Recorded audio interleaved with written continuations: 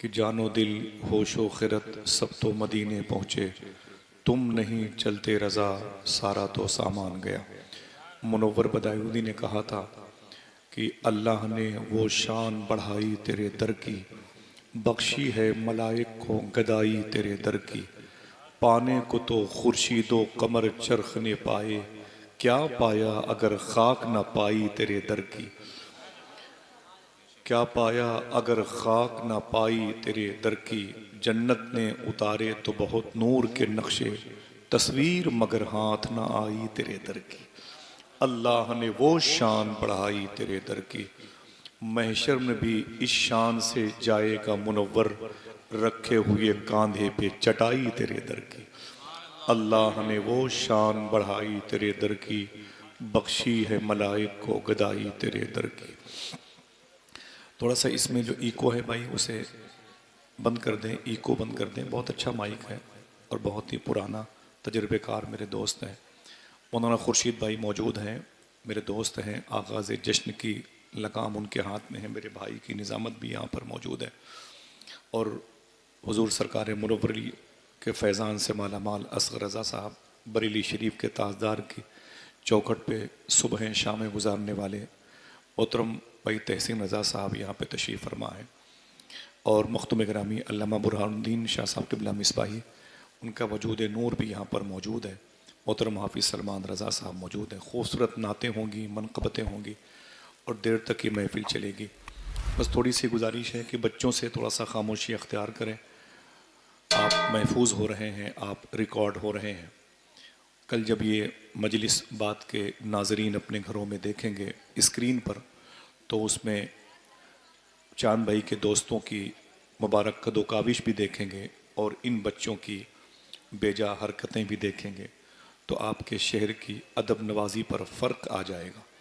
اور اس زمین سے بڑا گہرا تعلق ہے ادب کا۔ اس زمین کو مؤدب زمین کہا جاتا ہے۔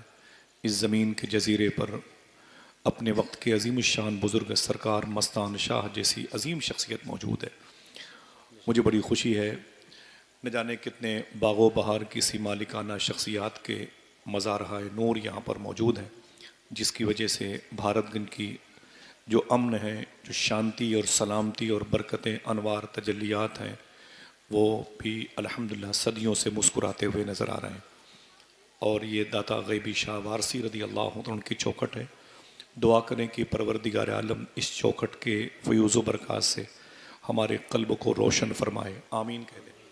میں اپنے بھائیوں سے گزارش کروں گا، بیٹا زحمت نہ ہو تو یہیں پر بیٹھ جاؤ، اوپر اگر جگہ ہو تو بیٹھ جائیں، ورنہ نیچے بیٹھ جائیں ادب کے ساتھ۔ تھوڑی سی گفتگو سماعت کریں۔ میں کسی بھی قسم کے ہنگامی صورتحال سے نپٹنے کا عادی نہیں، بہت ہی نرم لہجے میں بات کرتا ہوں، اور صدام بھائی جانتے ہیں کہ بڑا تھکا ہوا انسان ہوں۔ تقریباً 1.5 مہینے کے بعد 2 دن پہلے پرسوں یوں سمجھ لیں، میں اپنے گھر حضور غوث پاک کی بارگاہ سے واپس آیا۔ بغداد شریف میں تھا، سیدنا شیخ کی بارگاہ میں، اس کے بعد مدینہ منورہ کی زیارت کی، پھر واپس آیا۔ میرے سارے دوست وہیں تھے، میں حضور کی بارگاہ سے اجازت لے کے آ گیا۔ ایک عظیم ولی کامل کی بارگاہ میں ہم لوگ آئے ہوئے ہیں۔ اللہ کے رسول کی بارگاہ کا یہ عالم ہے کہ پروفیسر اقبال عظیم نام کے بڑے عظیم الشان ایک شاعر گزرے ہیں، اور پہلے ان کی آنکھوں میں روشنی تھی، پھر اچانک کسی وجہ سے ان کی آنکھ کی روشنی چلی گئی، اور انہیں حضور نے مدینے بلا لیا۔ جب آنکھوں کی روشنی چلی گئی تو پھر مدینے سے بلاوا آیا، اللہ اکبر۔ اور جب مدینے جا رہے تھے تو راستے میں یہ نعت کہہ رہے تھے، مدینے کا سفر ہے اور میں نم دیدہ نم دیدہ، میری آنکھیں نم ہیں، آنکھوں میں آنسو ہیں۔ مدینے کا سفر ہے اور میں نم دیدہ نم دیدہ، جبیں افسردہ افسردہ، قدم لغزیدہ لغزیدہ۔ مدینے کا سفر ہے اور میں نم دیدہ نم دیدہ۔ پھر کہتے ہیں کسی کے ہاتھ نے بڑھ کر سہارا دے دیا ورنہ، کسی کے ہاتھ نے بڑھ کر سہارا دے دیا ورنہ، کہاں میں اور کہاں وہ راستے نادیدہ نادیدہ۔ میں نے حضور کا شہر دیکھا نہیں ہے، میں جا نہیں سکتا تھا، کسی کے ہاتھ نے بڑھ کر سہارا دے دیا، ورنہ کہاں میں اور کہاں وہ راستے پہ نادیدہ نادیدہ۔ اور پھر کہتے ہیں کہ بصارت کھو گئی لیکن بصیرت تو سلامت ہے۔ اس آنکھ کی روشنی چلی گئی ہے لیکن دل کی آنکھ کی روشنی باقی ہے۔ اللہ اکبر۔ مدینے کا سفر ہے اور میں نم دیدہ نم دیدہ، جبیں افسردہ افسردہ اور قدم لغزیدہ لغزیدہ، کسی کے ہاتھ نے بڑھ کر سہارا دے دیا، ورنہ آرام سے جانے دیں، بیٹھے بیٹھے سرکار غوث پاک کرم ایک دم خاموشی سے جانے دیں۔ بیٹا ہنگامہ نہ کرو، ٹھیک ہے بیٹا، ہنسنا کھیلنا نہیں، ٹھیک ہے ادھر۔ میں اس مزاج کا ہوں نہیں تو میں بار بار نہیں کہوں گا تم لوگوں سے، ٹھیک ہے بیٹا، گھر ہی کے بچے ہیں لیکن گھر بھیج دیے جاؤ گے، تھوڑی دیر بیٹھو۔ کہتے ہیں کہ مدینے کا سفر ہے اور میں نم دیدہ نم دیدہ، جبیں افسردہ افسردہ، قدم لغزیدہ لغزیدہ۔ جیسے مدینے شریف پہنچے نا تو ایک شعر کہا، کہتے ہیں کہ مدینہ جا کے ہم سمجھے تقدس کس کو کہتے ہیں۔ کیا بات ہے، کیا مدینہ جا کے ہم سمجھے تقدس کس کو کہتے ہیں، فضا پاکیزہ پاکیزہ، ہوا سنجیدہ سنجیدہ۔ مدینہ جا کے ہم سمجھے، یا رسول اللہ، مدینہ جا کے ہم سمجھے تقدس کس کو کہتے ہیں، فضا پاکیزہ پاکیزہ، ہوا سنجیدہ سنجیدہ۔ بھارت گنج الہ آباد اور مرزا پور کے قریب بسا ہوا ایک مبارک قصبہ شہر ہے۔ میں اس زمین پہ ایک شعر پڑھتا ہوں، سنیے گا جی۔ وہ کہتے ہیں کہ مدینے کا سفر ہے اور میں نم دیدہ نم دیدہ، اور جبیں افسردہ افسردہ، قدم لغزیدہ لغزیدہ، بصارت کھو گئی لیکن بصیرت تو سلامت ہے۔ مدینہ ہم نے دیکھا ہے مگر نادیدہ نادیدہ، مدینہ ہم نے دیکھا ہے مگر نادیدہ نادیدہ۔ پھر یہ شعر کہتے ہیں کہ مدینہ جا کے ہم سمجھے تقدس کس کو کہتے ہیں، ہوا پاکیزہ پاکیزہ، فضا سنجیدہ سنجیدہ۔ جیسے حضور کی بارگاہ میں پہنچنے والے تھے، ان کے ساتھی نے کہا پروفیسر اقبال عظیم صاحب، بولے کیا بات ہے؟ بولے بس حضور کا دربار نظر آنے والا ہے۔ سنیں آپ کیا کہا، حضور کا دربار نظر آنے والا ہے۔ فرمایا چپ، مجھے نہ بتاؤ کہ حضور کا دربار نظر آنے والا ہے۔ اگر کوئی اہل دل ہوگا یہاں پر بیٹھا ہوا تو ضرور سبحان اللہ کہے گا۔ بولے چپ، تم مجھ سے بتاتے ہو، مجھ سے کہتے ہو کہ حضور کا دربار نظر آنا ہے۔ سنو، سکون قلب کی لہروں سے یہ محسوس ہوتا ہے، کوئی ہے مائل لطف و کرم پوشیدہ پوشیدہ۔ نعرہ تکبیر، نعرہ رسالت، سکون قلب نعرہ کی، رسالت، سکون قلب کی لہروں سے یہ محسوس ہوتا ہے، کوئی ہے مائل لطف و کرم پوشیدہ پوشیدہ، کوئی ہے مائل لطف و کرم پوشیدہ پوشیدہ۔ بڑے ہنسی مذاق کرنے والے شاعر تھے، اور جب مدینہ شریف سے واپس آئے تو خاموش ہو گئے۔ کسی نے کہا کہ وہ ہنسی مذاق، وہ ٹھٹھا بازیاں، وہ کیا ہوئی خوش کلامی؟ تو روک کے کہنے لگے کہ وہی اقبال جس کو ناز تھا کل خوش کلامی پر، فراق طیبہ میں رہتا ہے وہ رنجیدہ رنجیدہ۔ کیا بات ہے، مدینے کا سفر ہے اور میں نم دیدہ نم دیدہ، جبیں افسردہ افسردہ، قدم لغزیدہ لغزیدہ، سکون قلب کی لہروں سے یہ محسوس ہوتا ہے، کوئی ہے مائل لطف و کرم پوشیدہ پوشیدہ۔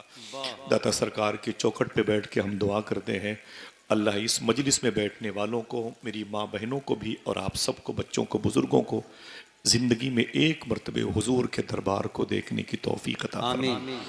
حضور کرم فرمائے تو کعبۃ المشرفہ کی بھی زیارت کا شرف حاصل ہو، حضور کا کرم ہو تو پھر سید الشہداء سرکار امیر حمزہ کی بارگاہ میں جائیں۔ انشاءاللہ بولے چلیں گے، ہاتھوں کو اٹھا کے بولے انشاءاللہ حضور کا دربار دیکھیں انشاءاللہ۔ جب حضور تاج الشریعہ سرکار حیات میں تھے تو وہاں کے سلفی امام کے پیچھے نماز نہ پڑھنے کی بنیاد پر آپ کو مکہ شریف سے گرفتار کر کے جدہ ایئرپورٹ پر لایا جا رہا تھا، تو آپ نے روتے ہوئے کہا مجھے مدینہ شریف دکھا دیجئے۔ تو وہاں کی پولیس نے کہا آپ کو مدینہ جانے کی اجازت نہیں ہے، آپ کو واپس ہندوستان بھیج دیا جائے گا۔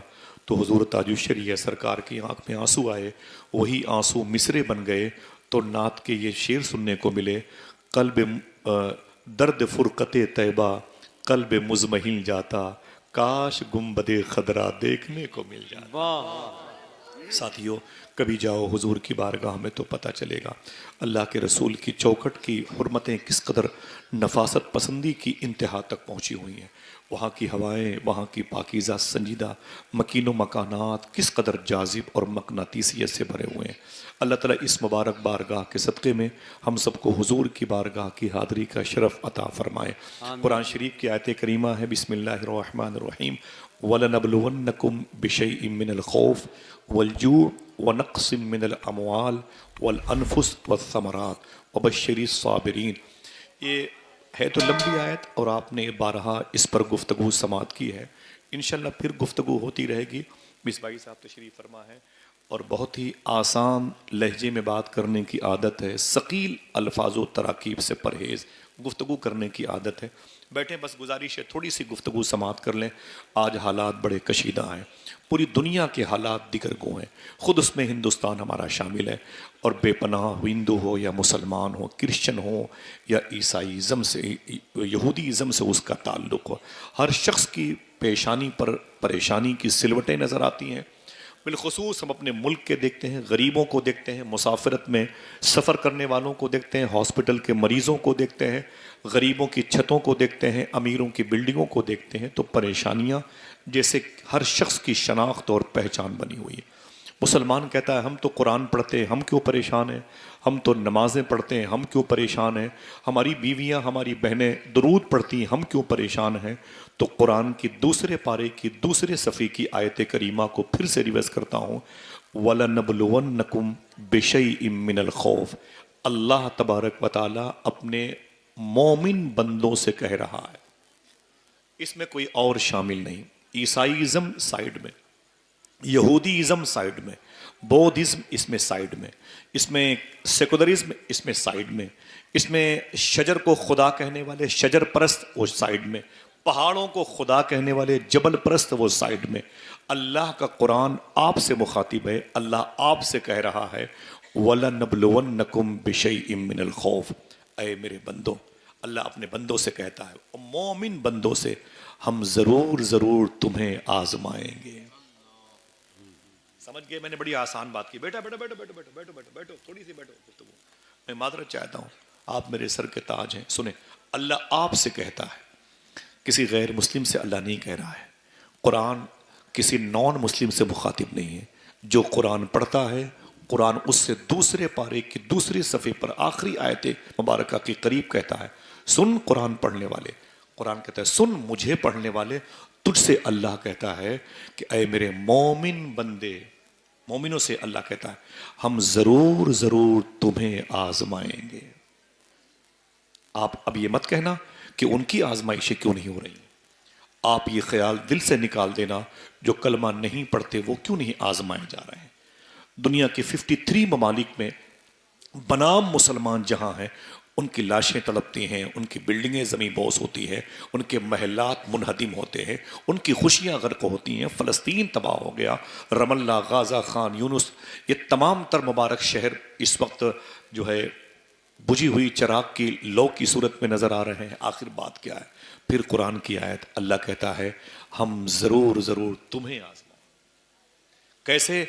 آزمائش کا طریقہ بھی اللہ نے ظاہر فرما دیے۔ یہ نہیں ظاہر فرمایا کہ تمہاری آنکھ میں روشنی کم کر کے، یہ نہیں اللہ نے کہا کہ تمہیں ہم ایک وقت 2 کلومیٹر پیدل چلا کے آزمائیں گے، نہ، اللہ کہتا ہے بِشَيْءٍ مِّنَ الْخَوْفِ، ہم تمہیں ڈروں سے آزمائیں گے، خوف پیدا کریں گے، بِشَيْءٍ مِّنَ الْخَوْفِ۔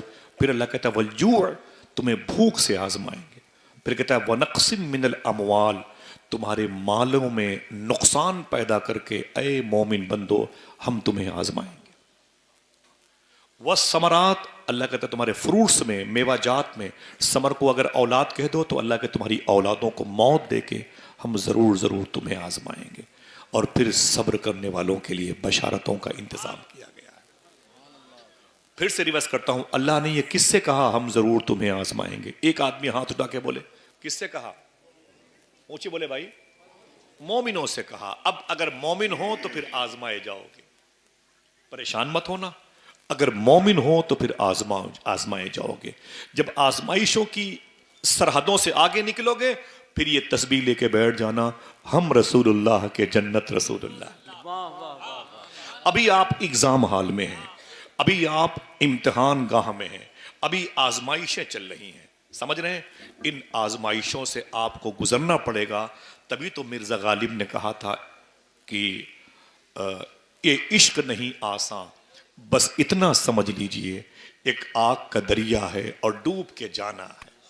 غالب اگر یہ کہتا ایک آگ کا دریا ہے اور ڈوب جانا ہے تو اس میں سب ڈوب جا رہے ہیں, عاشق سب ہونے کا دعویٰ کرتے. نا نا نا, غالب نے کہا ایک آگ کا دریا ہے اور ڈوب کے جانا ہے. جو ڈوب کے پار ہو گیا وہ عاشق ہے, وہ یہ کہہ سکتا ہے ہم رسول اللہ کے جنت رسول اللہ کی. سرکار بلال حبشی رضی اللہ تعالیٰ عنہ نے جب اسلام قبول کیا تو لوگوں نے انہیں بہت مارا.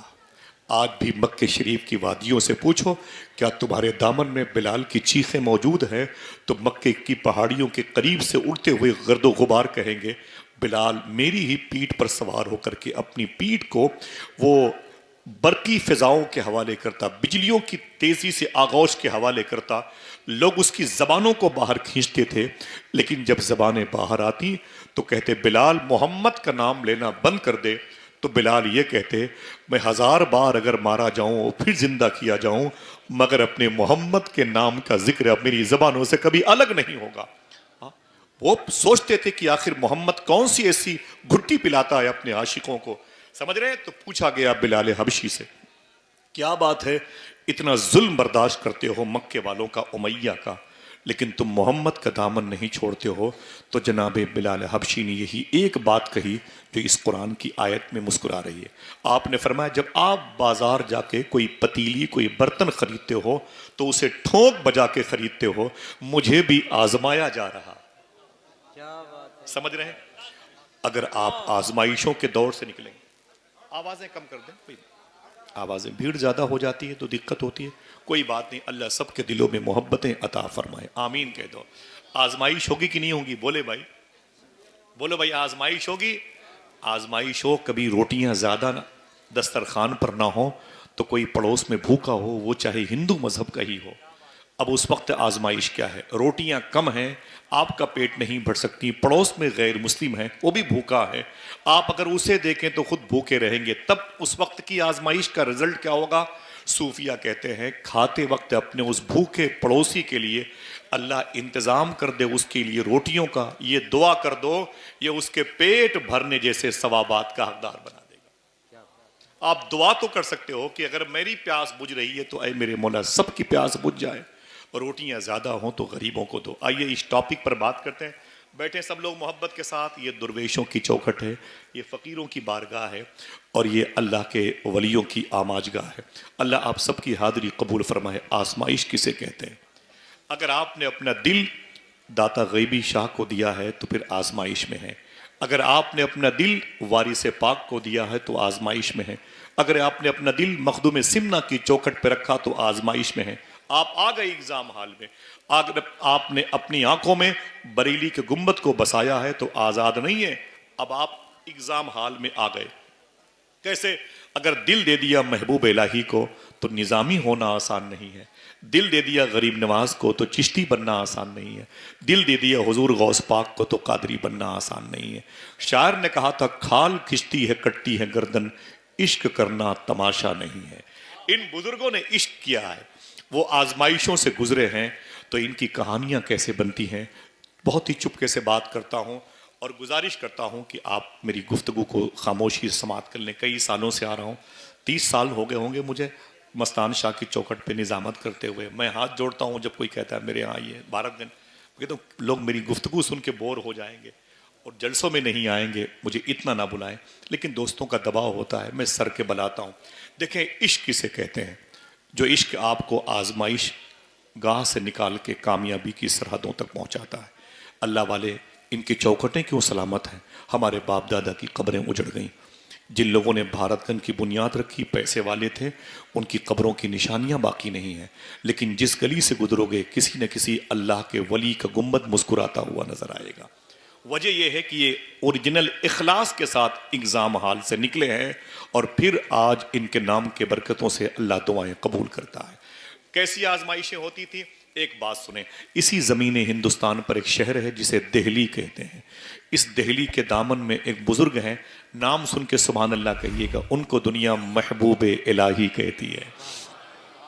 یا کوئی نہ کوئی ہے جو اشرفی ہے، کوئی رضوی ہے، کوئی قادری ہے، کوئی برکاتی ہے، کوئی نوری ہے، کوئی چشتی ہے، کوئی صابری ہے، ہر شخص کسی نہ کسی زلف کا اسیر ہے۔ تو سرکار محبوب الہی کے بھی ایک محبتوں کے قیدی تھے جن کو دنیا امیر خسرو کہتی ہے۔ کیا کہتی ہے؟ آواز کمزور ہے، اونچی بولے، توجہ سنیں گے میری بات؟ نہیں سنیں گے تو یہ ہمارے صدام بھائی کا یہ مدنی نعت انفو چینل ہے، بہت بڑا نیٹ ورک ہے بھائی، پوری دنیا میں لوگ اسے سنتے ہیں۔ لوگ سنیں گے، کہیں نہ کہیں میری اصلاح کریں گے اور پھر میرے ذاتیات پر کچھ کمنٹس کریں گے، میں اپنی اصلاح کی کوشش کروں گا۔ اللہ سب کے دلوں کو روشن فرمائے، آمین۔ بیٹھے بیٹا، بیٹھے بیٹھے، تھوڑا سا بھائی جان آگے آ جائیں، آگے آ جائیں، آگے آ جائیں، تھوڑا سا آگے بیٹھ جائیں۔ بیٹا خاموش نہ بیٹھے، بات نہ کرنا، یہ مجھے الجھن ہو رہی ہے تھوڑی دیر کے بعد، ٹھیک ہے؟ کیا مطلب ہے ہر 10 منٹ کے بعد میں تم سے کہوں گا کہ تم خاموش رہو تو دقت ہو جائے گی۔ بیٹھے آپ، یہ زمین ہے بزرگوں کی، انہی بزرگوں میں ایک نام ہے محبوب الہی کا۔ محبوب الہی کے ایک نوکر ہے، خادم ہے، درباری شاعر ہے، جن کو دنیا امیر خسرو کہتی ہے۔ کیا کہتی ہے؟ ذرا اونچی بولے، کیا کہتی ہے؟ امیر خسرو، جن کی مزار شریفہ سرکار محبوب الہی کے قدمین شریفین کے بغل میں سرکار ابراہیم ایرجی سلسلے قادریہ برکاتیہ رضویہ کے عظیم بزرگ مخدوم بہاؤالدین شاہ انصاری شتاری رضی اللہ تعالیٰ عنہ کے مرید اور خلیفہ کے طور پر موجود ہے۔ اپنے سے بڑے عظیم قادری برکاتی سلسلے کے بزرگ ہیں، ہمارے اور آپ کے اجداد میں ہوتے ہیں۔ وہ محبوب الہی کی چوکٹ ہے۔ ہم بھی مرید ہوئے تھے اور وہ بھی مرید ہوئے تھے۔ ہمارے مرید اور ان کے مرید ہونے میں فرق کیا تھا؟ وہ مرید ہوئے تو پیر کی مراد بن گئے، وہ جب مرید ہوئے تو پھر اپنی جان کو پیر کے حوالے کر دی۔ محبوب الہی سرکار سے وہ اتنی محبت کرتے تھے، اتنی محبت کرتے تھے کہ ایک دن محبوب الہی سرکار نے کیا کہا امیر خسرو سے، سنیں گے کیا کہا معلوم ہے؟ اے خسرو سن، میری لمبی زندگی کی دعا کیا کر، میری لمبی زندگی کی دعا کیا کر۔ بولے حضور آپ ہمیشہ سلامت رہیں ہزاروں سال، لیکن یہ بات مجھ سے کیوں کہہ رہے ہیں میری لمبی زندگی کی دعا کیا کر؟ جو سمجھے گا وہ سبحان اللہ بولے گا۔ مجھ سے کیوں کہہ رہے ہیں کہ میری لمبی زندگی کی دعا کیا کر؟ تو سرکار محبوب الہی نے کہا تھا اے خسرو تو مجھ سے اس قدر محبت کرتا ہے، اس قدر محبت کرتا ہے، یہی وجہ ہے کہ میں تجھ سے کہہ رہا ہوں تو میری لمبی زندگی کی اس لیے دعا کیا کر جب تک میں زندہ ہوں تب تک تو زندہ ہے۔ ہائے ہائے ہائے، میں گیا تو بھی نکل لے گا، تجھے میری جدائی برداشت نہیں ہوگی۔ سمجھے خسرو؟ اگر میں دنیا سے گیا تو تو بھی زندہ نہیں رہے گا، میری جدائی میں، میرے فراق میں تو مر جائے گا۔ اللہ اکبر، تو ایسی محبتوں کی آزمائش میں ہے، تو سنبھل نہیں پائے گا۔ خسرو اپنے پیر کی محبت میں تھے، تبلیغ کے لیے بنگال گئے تھے اور محبوب الہی کی طبیعت علیل ہو گئی، رونے لگے۔ آپ نے فرمایا کہ میرا مرید امیر خسرو کہاں ہے؟ تو لوگوں نے فرمایا کہ امیر خسرو وہ تو بنگال گئے ہوئے ہیں۔ فرمایا میری موت کا وقت قریب آنا چاہتا ہے، میں دنیا سے جا رہا ہوں۔ آپ نے رو کے فرمایا جب خسرو آئے تو خسرو کو میرا سلام بول دینا، اور خسرو کو مگر میری قبر کے پاس مت آنے دینا، خسرو کو میری قبر کے پاس مت آنے دینا۔ لوگوں نے کہا حضور کیوں؟ دل کہے تو سبحان اللہ کہنا۔ تو سرکار محبوب الہی نے فرمایا تھا بات یہ ہے خسرو مجھ سے اس قدر محبت کرتا ہے، اگر میرے انتقال کے بعد میری قبر کے قریب آ کے وہ آنسو بہایا تو میں طلب کر کے اپنی قبر سے باہر آ جاؤں گا۔ اللہ اکبر، میں باہر آ جاؤں گا، مجھ سے خسرو کی طلب دیکھی نہ جائے گی۔ اگر خسرو آئے تو اس کو میرا سلام بول لینا۔ خسرو بنگال میں تھے اور اس کے بعد انہیں بہت، جب واپسی کے سفر کو وہ کافی مسافت طے کر چکے تھے، انہیں خبر ملی کہ محبوب الہی کا انتقال ہو گیا ہے۔ اللہ اکبر، دیوانہ وار پگڑیاں پتہ نہیں کہاں گر گئیں، کپڑے بوسیدہ ہو گئے، چپلیں غائب ہو گئیں، پیروں میں چھالے پڑ گئے، ہونٹ پھٹ گئے، چہرہ گرد و غبار ہو گیا۔ اللہ اکبر۔ روتے روتے جب دہلی پہنچے تو اس وقت محبوب الہی کی جدائی میں سرکار امیر خسرو نے 600 سال پہلے یہ مصرے کہے تھے آپ کے لیے۔ یہ کسی دوہے اور ہندی گیت جیسے نظر آئیں گے، لیکن یہ مصرے سرکار امیر خسرو کے ہیں۔ دیوانہ وار روتے تھے اور کہتے تھے او گئے بالم ارے ارے ندیا کے پار، او گئے بالم ارے ارے ندیا کے پار۔ یہ مصرے کہتے رہے سرکار امیر خسرو، اور اپنے پیر کے شہر میں آئے تو لوگوں نے پہچاننے سے انکار کر دیا۔ خسرو تو نے کیسی حالت بنا رکھی ہے؟ کہتے جب سے سنا ہوں کہ میرے پیر کا انتقال ہو گیا ہے، میری خوشیاں سب ختم ہو گئی ہیں، میں اپنے پیر کے روزے پہ جانا چاہتا ہوں۔ جیسے قریب پہنچے مریدوں نے گھیرا بنا رکھا تھا، کہا اس آستانے پر سب جا سکتے ہیں، خسرو تم نہیں جا سکتے۔ کہا کیوں؟ کہا کہ محبوب الہی نے منع فرمایا۔ کہا خسرو کو میری قبر پہ مت آنے دینا، میری قبر کے قریب آ کے اگر وہ تڑپا تو میں اپنی قبر سے تڑپ کے باہر آ جاؤں گا۔ اتنا سنا تو بے ہوش ہو گئے۔ بہت دیر کے بعد ہوش آیا تو دور سے ہی اپنے پیر کی خانقاہ کی زمین کو چومتے تھے۔ سرکار امیر خسرو روتے رہتے تھے او گئے بالم ارے ارے ندیا کے پار، ارے ارے ندیا کے پار اتر گئے او بالم۔ یہ ان کے جملے ہیں 600 سال پہلے۔ اور پھر لوگوں نے انہیں بہت سمجھایا۔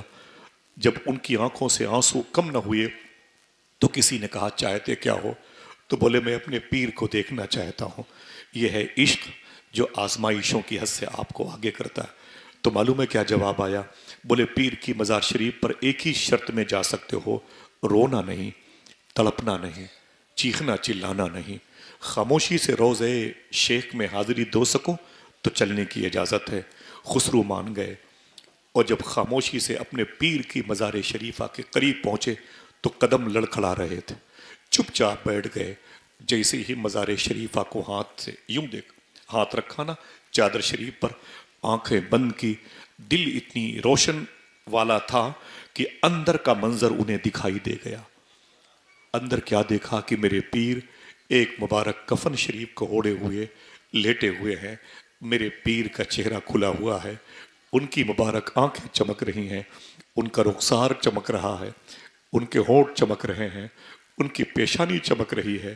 کچھ مبارک بال میرے پیر کے چہرے پر سر مبارکہ سے آ کے یوں سایہ کیے ہوئے ہیں، آدھے سے کے قریب میں چہرے پر میرے پیر کی زلفیں یوں دراز ہیں۔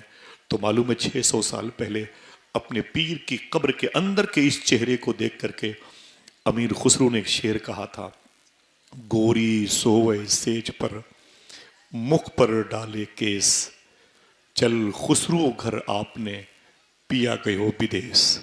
میرے پیر کے چہرے پر جو کالی زلفیں ہیں اس بات کا پتہ دیتی ہیں کہ شام ہو گئی ہے۔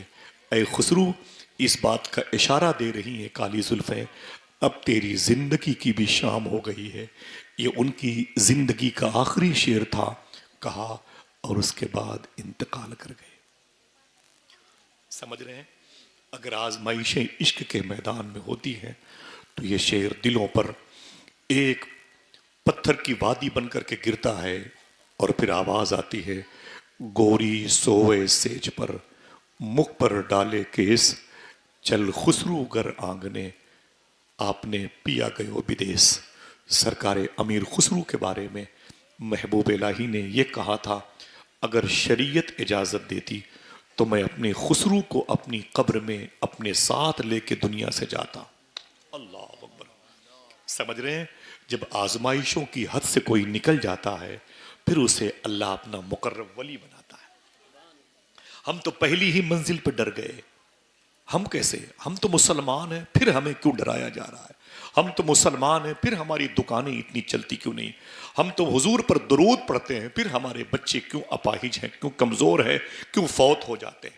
قرآن کہتا ہے ہم ضرور ضرور تمہیں آزمائیں گے، کبھی خوف سے، کبھی بھوک سے، کبھی مالوں میں خرابی پیدا کر کے، اور کبھی تمہارے اولادوں کی موت واقع ہو کر کے، کبھی تمہارے فروٹس پر، تمہارے میوہ جات، تمہاری بزنس میں، تمہاری اولادوں نسلوں میں قطع کر کے۔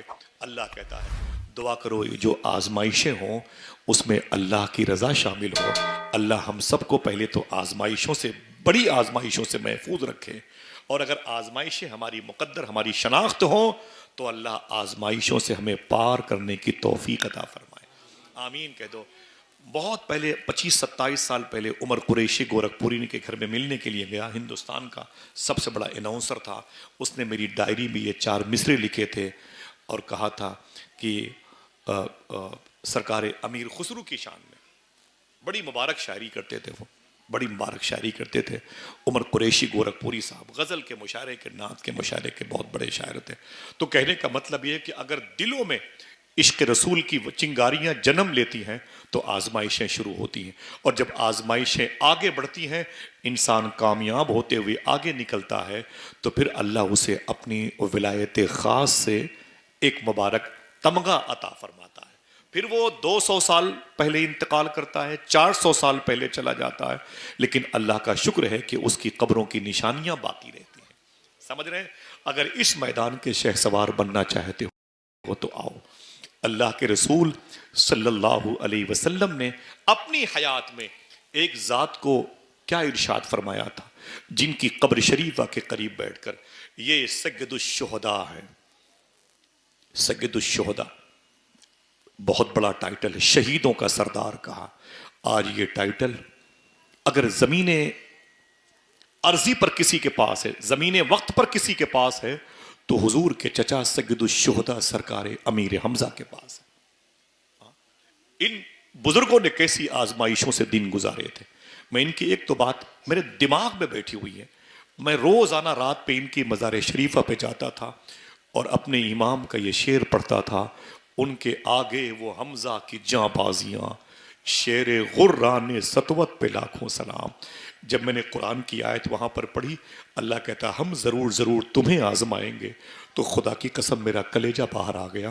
اتنی سخت آزمائش حضور کے چچا سرکار امیر حمزہ کی۔ ہمیں تو کچھ بھی نہیں ہے، صرف گیس سلنڈر ملنا مشکل ہے تو ہماری آنکھوں سے آنسو آ رہے ہیں، ہماری بیویوں کے دوپٹے بھیگتے جا رہے ہیں، ہماری پریشانیاں روڈ پر آ گئیں۔ اب کیا ہوگا؟ آئیے ذرا دیکھیں حضور کے گھر والوں پر کیسی آزمائش آئی۔ نہ کوئی نعرہ لگائے اور نہ کوئی چیخ پکار کرے، نہ کوئی ہنگامہ کرے۔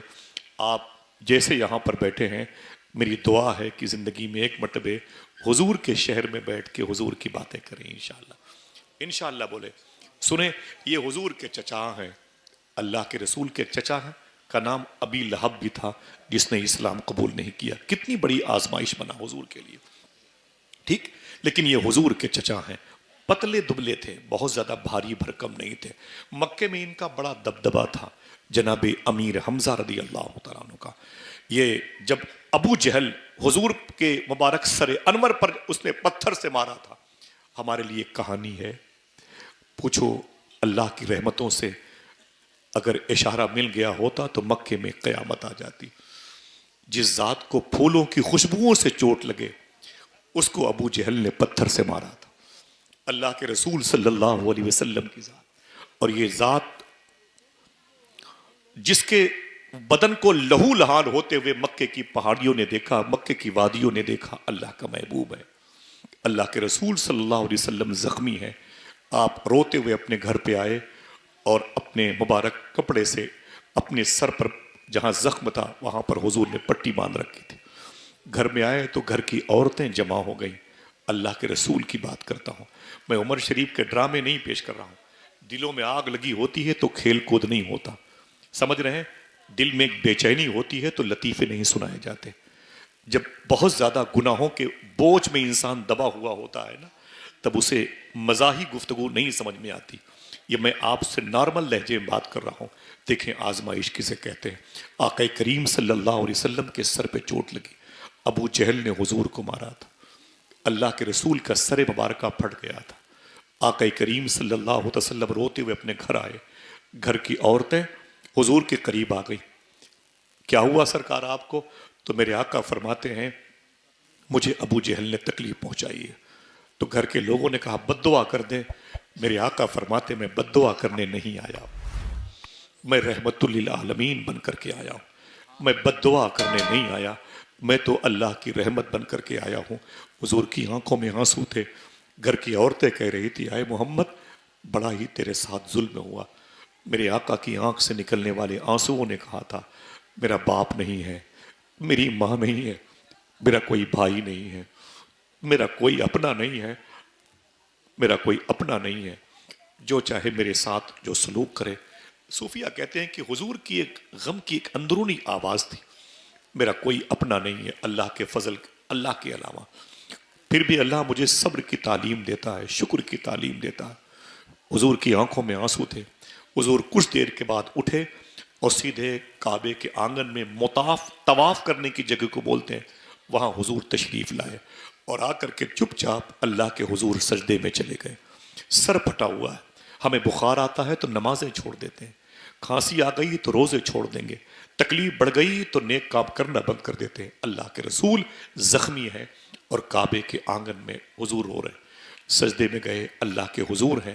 اس وقت اللہ کے رسول صلی اللہ علیہ وسلم کے سگے چچا جو حضور سے 2 یا 4 سال بڑے تھے، جن کو امیر حمزہ کہا جاتا ہے، شکار کے بڑے شوقین تھے، سیر و سیاحت کے بڑے شوقین تھے اور پہلوانی کے بڑے شوقین تھے اور تیر اندازی کے بڑے شوقین تھے، نشانہ باز بہت زیادہ تھے اور بڑے تمتراک کے ساتھ میں اپنے محلے میں جیسے داخل ہوئے نا تو خاندان کی 2 کنیزیں، 2 لڑکیاں، 2 نوکرانیاں آپس میں بات کر رہی تھی اور کہہ رہی تھی اسے دیکھو امیر حمزہ کو، اپنے قبیلے کا اتنا دبدبے والا انسان کتنے تمتراک کے ساتھ اپنے گھر میں داخل ہو رہا ہے. اسے خبر نہیں کہ مکے کے سب سے اچھے آدمی کو آج ابو جہل نے زخمی کر دیا ہے. اسے خبر نہیں کہ اس کے بھتیجے کو زخمی کیا گیا ہے. یہ جنگل کے جانوروں کا شکار کر کے آ رہا ہے، تف ہے اس کی طاقت پر. اتنا سنا تو سرکار امیر حمزہ سنبھل گئے. بولے کس کی باتیں کر رہی ہو؟ وہ لڑکیوں نے کہا کہاں شکار کر کے آ رہے ہو؟ گھر کی عورتیں آ گئیں. بولے کیا بات ہے؟ بولے میں جنگل سے شکار کر کے آ رہا ہوں. گھر کی عورتوں نے کہا تجھ پر اور تیرے شکار پر لعنت ہو، تیرے بھتیجے محمد عربی کو ابو جہل نے زخمی کر دیا ہے اور تو ڈینگے مار رہا ہے. اتنا سننا تھا کہ وہ کمان اپنے ہاتھ میں لی، حضور کے حیات کی کمان. ان کی تلواروں کے بارے میں روایتیں ہیں، موجود ہیں کہ ان کی تلوار اتنی وزنی ہوتی تھی کہ اسے بڑے بڑے پہلوان اٹھانا چاہتے تھے تو آسانی سے نہیں اٹھا پاتے تھے تو پتلے دبلے لیکن بڑے بہادر تھے. اس قدر جانباز قسم کے پہلوان تھے. سرکار امیر حمزہ فرماتے اعلیٰ حضرت ان کے آگے وہ حمزہ کی جانبازیاں، شیر غرہ نے سطوت پہ لاکھوں سلام. اسلام قبول نہیں کیا تھا اور وہ آئے سیدھے کعبے کے آنگن کے قریب میں تو ابو جہل بیٹھا تھا، اس کے سارے حواری بیٹھے تھے، اس کے سارے ٹپوری قسم کے لوگ بیٹھے تھے اور سیدھے گئے سرکار امیر حمزہ اور ابو جہل سے کہا تو نے محمد تو کیوں مارا؟ تو ابو جہل نے کہا تمہارے بھتیجے نے میرے جھوٹے خداؤں کو برا کہا ہے. اتنا کہنا تھا کہ امیر حمزہ کے ہاتھ میں جو کمان تھی وہ جس سے تیر چلایا کرتے ہیں اس سے زور سے مارا تو ابو جہل کا سر پھٹ گیا اور اس نے معافی کا خواستگار ہوا اور وہ لڑھکتے ہوئے بھاگا. کہا امیر حمزہ مجھے معاف کر دے، مجھے معاف کر دے، مجھے معاف کر دے. کیوں کہا؟ ابو جہل جانتا تھا کہ یہ ہیں تو بڑے پتلے دبلے لیکن ان کے اندر جوش اور قوت اور طاقت بہت ہے. عمر فاروق اعظم جب انٹری کیے تھے باب ارقم میں تو حضور کے صحابہ نے کہا تھا سرکار عمر ننگی تلوار لے کر آ رہا ہے.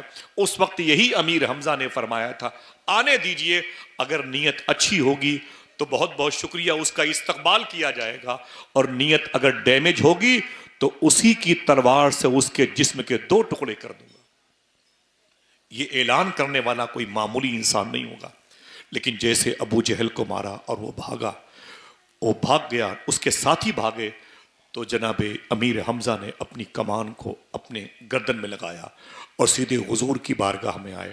اللہ کے رسول صلی اللہ علیہ وسلم غلاف کعبہ کے قریب میں حتیم کے پاس وہ میزاب رحمت کے نیچے اور حجر اسود کے قریب میں ملتزم کی وادیوں کے قریب میں میرے آقا سجدے میں تھے. حضور کے سر مبارکہ سے نکلنے والا خون کعبے کے آنگن میں گر رہا تھا. جیسے قریب پہنچے 3 مرتبے جناب امیر حمزہ نے کہا یا ابن اخی، اے میرے بھتیجے، سجدے سے سر اٹھائیں، میں نے آپ کا بدلہ لے لیا ہے۔ حضور نے سجدے سے سر نہیں اٹھایا، پھر فرمایا اٹھائیں بھتیجے اپنا سر، میں نے آپ کا بدلہ لے لیا ہے۔ حضور نے اپنا سر نہیں اٹھایا، پھر یہی جملہ کہا، حضور نے خاموشی اختیار کی۔ پھر آپ نے کہا جس رب کی تعظیم و تکریم میں آپ سجدے میں ہوں، اس رب کا واسطہ اپنا سر تو اٹھائیں۔ اللہ کے رسول صلی اللہ علیہ وسلم کا زخمی سر جیسے اوپر اٹھانا تو حضور نے اپنے چچا کو دیکھا، جناب امیر حمزہ حضور کے قریب بیٹھ گئے، بولے اے بھتیجے پریشان مت ہو، میں نے آپ کا بدلہ لے لیا، میں نے آپ کے دشمن کو مار دیا، میں نے آپ کے دشمن کو بھی زخمی کر دیا، میں نے آپ کا بدلہ لے لیا، اب کبھی وہ آپ کے قبیلے ہاشم